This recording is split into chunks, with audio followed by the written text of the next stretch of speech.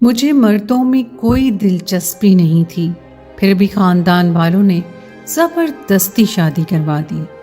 पर अजीब बात तो ये थी कि शौहर भी मुझसे दूर दूर रहता। मैं भी खुश थी कि चलो अच्छी बात है। शौहर के घर रोज़ एक नकाब वाली लड़की रात को आती, जिससे मेरी दोस्ती हो गई।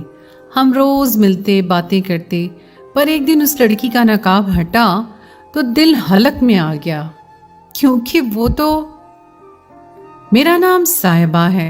मेरे माँ बाप को अल्लाह ने 5 बेटों से नवाजा, लेकिन फिर भी उनको बेटी की ख्वाहिश थी।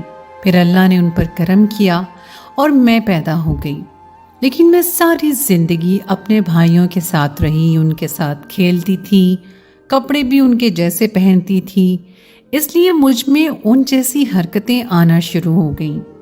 थोड़ी बड़ी हुई तो अपने भाइयों के साथ आना जाना कम हो गया।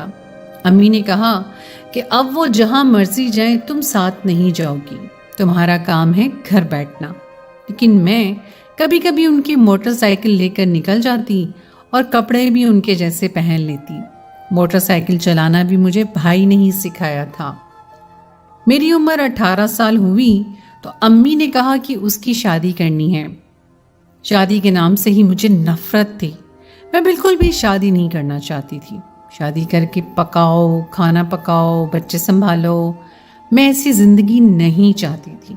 मुझे तो अभी बहुत कुछ करना था। लेकिन अम्मी ने रिश्ते देखने शुरू कर दिए। मैंने घर में शोर डाल दिया कि मरती मर जाऊंगी, लेकिन शादी नहीं करूंगी। मुझे शादी नहीं करनी, किसी भी कीमत पर नहीं करूंगी। मैंने अपने घर वालों को सब बता दिया कि मुझे मर्दों में कोई दिलचस्पी नहीं है। और घर वालों ने कहा कि फिर क्या तुझे औरतों में दिलचस्पी है? तो मैंने कहा कि मुझे और औरतों में भी दिलचस्पी नहीं है, लेकिन मुझे मर्दों में कोई दिलचस्पी नहीं है।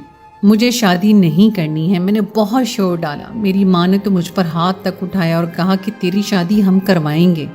अगर तेरी मर्जी से नहीं होगी तो तेरी मर्जी के बगैर होगी। ऐसी बहुत सी लड़कियां जिनकी शादी उनकी मर्जी के बगैर होती है। अगर शादी नहीं करेगी तो हम तुझे जायदाद से निकाल देंगे। मेरे बाबा और भाई मुझ पर जान देते थे, लेकिन इस मामले में वो लोग भी नहीं बोले। उनका भी यही कहना था कि बेटा शादी तो करनी है, और 18 साल में तुम्हारी शादी करवा रहे हैं, नहीं तो हमारे खानदान की हर लड़की की शादी 16 साल से पहले करवा दी गई थी।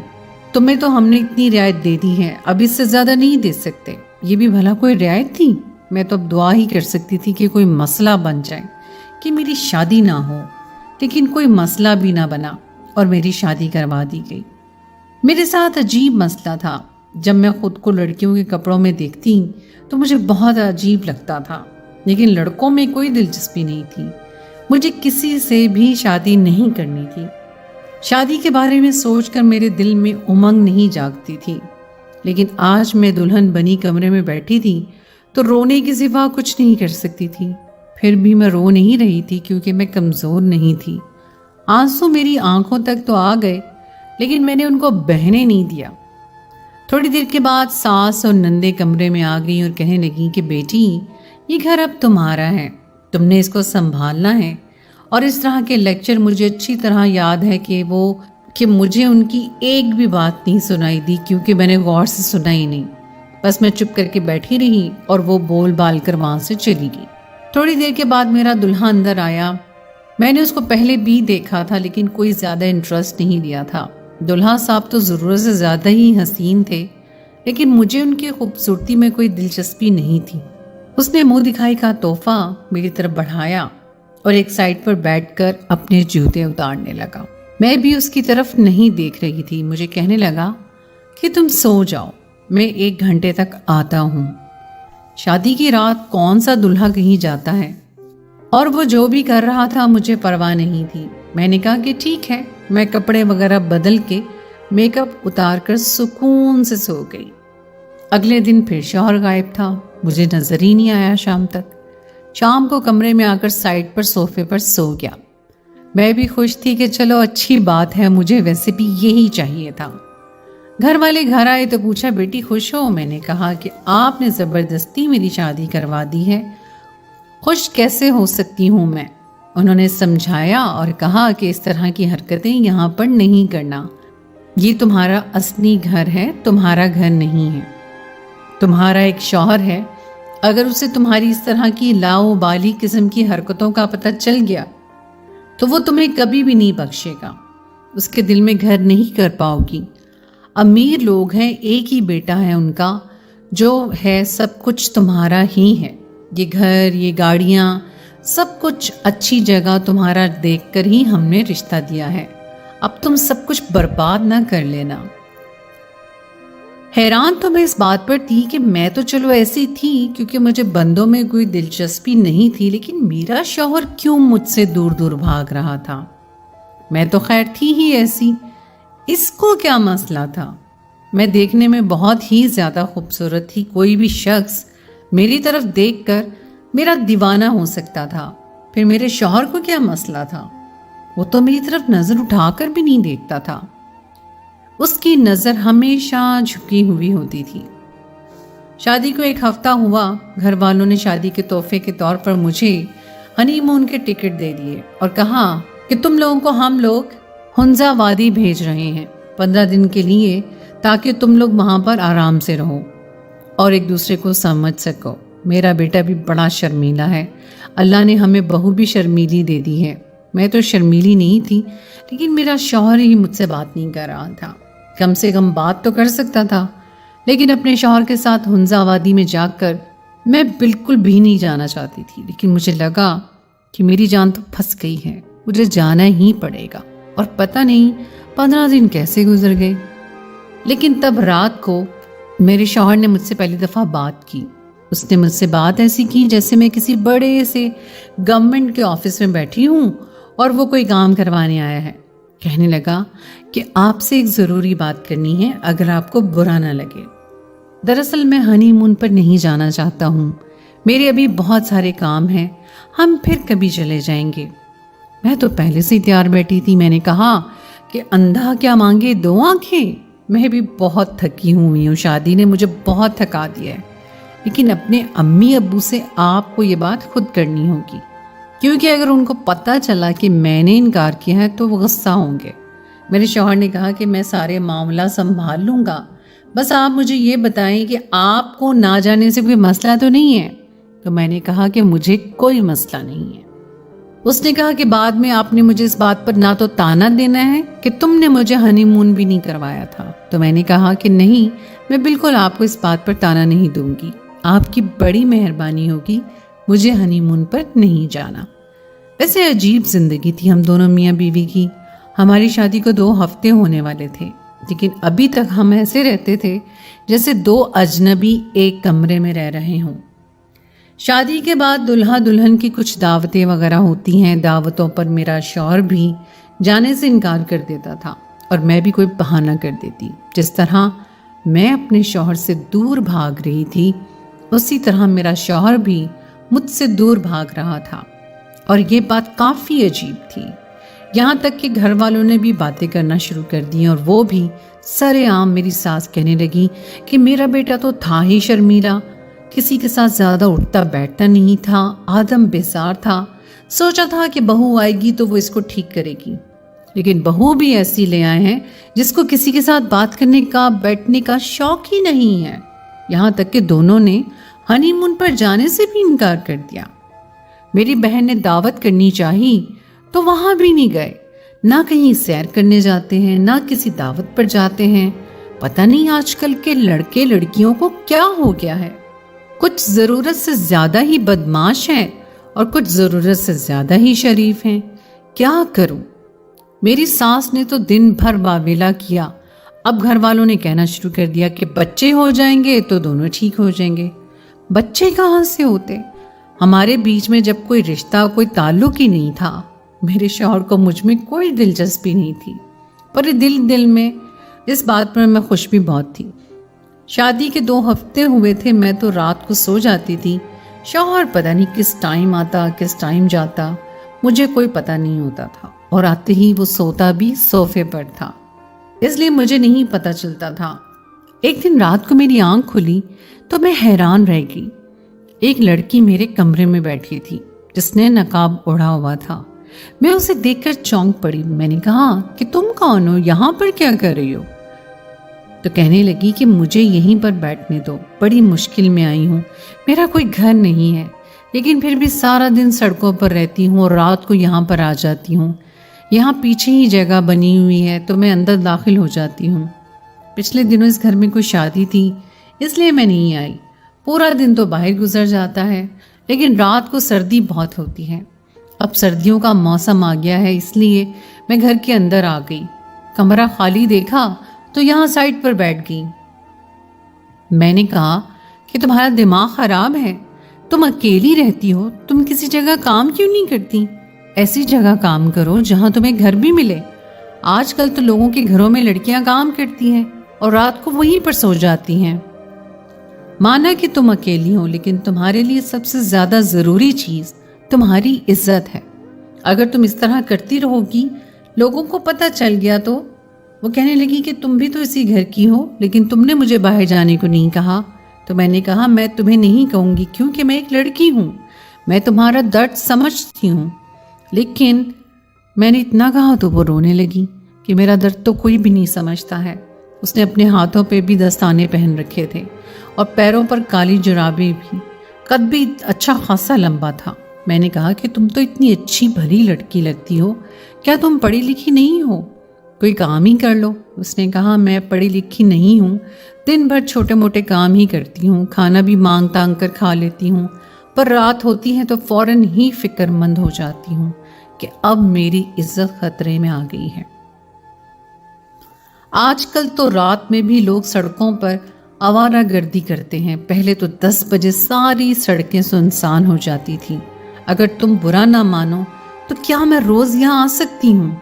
मैंने उसे कहा कि हाँ तुम आ सकती हो, लेकिन मेरी अभी इस घर में शादी हुई है और इस कमरे में मेरा शौहर होता है।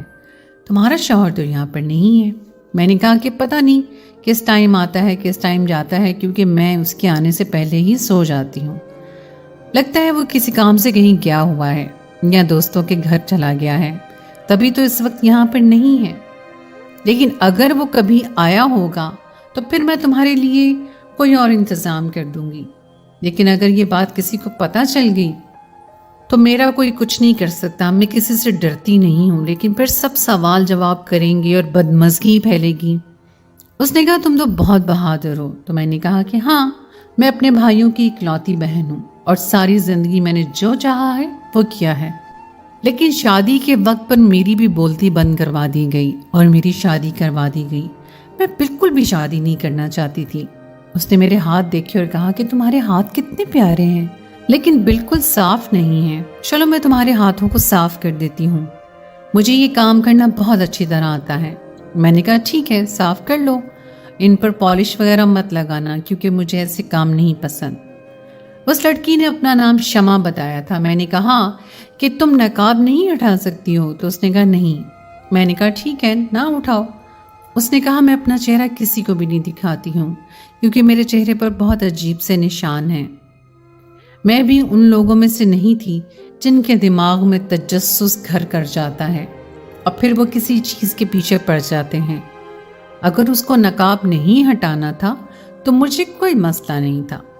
मैंने कहा कि ठीक है, जिस तरह से तुम पुरसुकून हो तुम उस तरह से ही रहो। वो अक्सर मेरे कमरे में आ जाती और मुझे भी आजकल उसका इंतज़ार रहता कि इस घर में तो सारी ही रिवायती औरतें थीं। इनका बस चलता तो पूरा दिन मुझसे किचन के काम करवाती और शाम को मुझे दुल्हन बनाकर मेरे शौहर के कमरे में भेज देती। मेरी सास तो हर वक्त उसको यही फिक्र लगी रहती थी कि हम दोनों मियाँ बीवी क्या कर रहे हैं, क्या हम एक दूसरे के साथ बैठे हैं, क्या हमने एक दूसरे का हाथ पकड़ा है, हमने कुछ किया है या नहीं। लेकिन उनका इस मामले में बोलने का आखिर क्या मकसद था? शमा बहुत अच्छी लड़की थी। कभी कभार मेरा शौहर बैठा होता था और मैं सोचने लगती कि ये कब यहाँ से जाएगा, लेकिन वो खुद ही चला जाता था कि मुझे कोई काम है, मैं बैठक में बैठकर काम करूँगा, और अपना लैपटॉप भी साथ ले जाता। और फिर थोड़ी देर के बाद शमा आ जाती थी। मैं उसे अपने दिल की बातें करती थी क्योंकि रोज़ इस घर में कोई ना कोई बात होती थी। कभी मेरी सास को मुझसे कोई मसला था, कभी कोई मसला मेरी नंद को होता। शादी थी कि अजाब, मैं घर में भी कामदार कपड़े पहन के फिरूं और चूड़ियाँ मैंने पूरे बाजू में पहनी हुई हूँ, लेकिन मुझे तो वैसे ये काम पसंद नहीं था। लेकिन मुझे यकीन था कि इतना अगर कोई नॉर्मल लड़की भी करे तो उसका दिल भी तंग आ जाएगा। मेरा शौहर तो बिल्कुल ही किनारे लग गया। मेरी उससे बात होती थी ना, हम एक दूसरे को नज़र भर कर देखते थे, क्योंकि वो सुबह जागने से पहले ही ऑफिस चला जाता था। घर आता तो हम सबके साथ खाना खाते और उसके बाद वो ऑफिस का काम करने के लिए बैठ जाता था। ऐसे में शमा के साथ मुझे बोरियत नहीं होती थी। वो कमरे में ही सो जाया करती थी। बातें करते करते हमें नींद आ जाती थी। कमरे का दरवाज़ा भी बंद होता था, इसलिए किसी को पता नहीं था कि अंदर कौन है। मैं तो यही कहूँगी कि अगर शमा ना होती तो मेरा इस घर में दम घुट जाता। पर एक दिन बहुत अजीब हरकत हुई। मेरी सास ने एक दिन फिर से मुझे लेक्चर दिए। मैंने कहा कि आपके बेटे के पास टाइम तो होता नहीं है, पूरा दिन वो ऑफिस में काम करता रहता है, घर आता है तब भी ऑफिस का काम शुरू कर देता है। ऐसे में मैं क्या कर सकती हूँ? अकेली तो मैं कहीं नहीं जा सकती और ना ही इंजॉय कर सकती हूँ। अगर आप कहती हैं तो मैं अकेली हनीमून पर चली जाऊँ तो मैं चली जाती हूँ। मैंने उनको वही कहा जो सच था। मैंने सारा मलबा अपने शौहर पर फेंकने की कोशिश की, लेकिन मेरी सास मुझे देखने लगी और कहने लगी कि बेटी, किस किस्म की बातें कर रही हो? कौन सा ऑफिस? किस ऑफिस की बात कर रही हो? कौन सा ऑफिस? कहाँ का ऑफिस? मेरा बेटा तो काम ही नहीं करता। मैं उनकी बात सुनकर हैरान रह गई। मैंने कहा, क्या मतलब? उन्होंने कहा कि वो कोई काम नहीं करता है, इसलिए तो इसकी शादी की थी। उस पर शादी का दबाव पड़ेगा तो फिर शायद काम कर लेगा। हमारा काम है जो मेरे भाई और उनके बेटे चलाते हैं। मैं तो इसीलिए उसके पीछे पड़ी रहती हूँ कि जाकर खुद बैठा करे ऑफिस में, क्योंकि काम तो हमारा अपना है। मैं शर्मिंदा होकर वहां से वापस आ गई और सोचने लगी कि मेरा शौहर तो मुझसे यही कहता है कि ऑफिस का काम कर रहा हूँ। वो भी दिन रात। अगर वो ऑफिस का काम नहीं करता था तो फिर वो कहाँ जाता था? उसने मुझसे इतना बड़ा झूठ क्यों बोला? इस घर में क्या हो रहा था मेरी समझ से बाहर था। मेरे दिल में ये बात घूम रही थी, पर मैं बात करती तो कैसे करती। सोचा कि आज शौहर आएगा तो उससे ज़रूर करूँगी, लेकिन वो रात भर आया ही नहीं। और रात को देर से अचानक हलचल की आवाज़ सुनी तो फौरन पलटी पर देखा, ये मेरा शौहर नहीं, ये तो शमा थी। उसी को सारी बात बताकर दिल हल्का करना था मैंने, लेकिन यहाँ पर कुछ ऐसा हुआ कि मेरे कदमों तले से ज़मीन निकल गई। शमा का नकाब अचानक से दरवाजे की कील में अटका और उसके चेहरे से हट गया।